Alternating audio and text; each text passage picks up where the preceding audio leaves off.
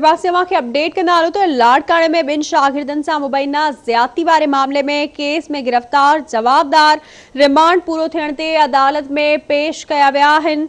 हमीर शेख, असलम मीराणी ऐं बाबर मीराणी खे पेश कयो वियो आहे। अदालत जवाबदारनि खे 7 ॾींहनि जी रिमांड ते जेल हवाले करे छॾियो आहे। तफ़सील मालूम कंदासीं रशीद समो खां।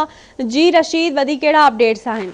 जी बिल्कुल सजा लाड़काणे शहर के राइस कैनाल जेके चांडका पुल है उत उन इलाके की रहवासन बिन शागिर्दनि मोमल भुट्टो ऐं अरसा भुट्टो के अगवा बाद जेको मुबैना इज्तमाही लट वारे मामलो हो उन बाबत जेको दाख़िल थियल धारा केसनि में नामज़द जेके जवाबदार आहे उन्हनि खे रिमांड उन्हनि जो पूरो थियण खां पोइ जेको आहे रहमतपुर पुलिस जे जेके पुलिस आहे उन्हनि टिनि जवाबदार हमीर शेख, असलम मीराणी ऐं बाबर मीराणीअ खे ॿीहर रिमांड लाइ फोर्थ सिविल जज जी जुडिशियल मजिस्ट्रेट जी अदालत में पेश कयो, जिते अदालत टिनी जवाबदारनि खे 7 ॾींहनि जे रिमांड ते जेल मोकिले छॾियो आहे। जॾहिं त रिमांड बाद पुलिस टिनी जवाबदारनि खे लाड़काणो सेंट्रल जेल मुंतकिल करे छॾियो आहे।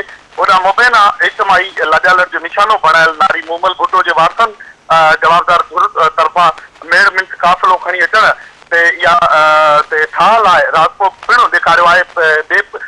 ॿी जेकॾहिं ॻाल्हि कजे त उनमें जेके जवाबदार हो एस आहे मेरान जतोई ऐं समीर शेख मुर्तज़ा लाशारी समेत 5 जवाबदारनि खे रहमतपुर पुलिस अञा हिन वक़्त ताईं गिरफ़्तार न करे सघी आहे ऐं जेके जवाबदार बाबर ऐं असलम मीराणीअ जी करायल DNA रिपोर्ट भी आहे उहा भी अञा ताईं हिन वक़्त ताईं न अची सघी आहे।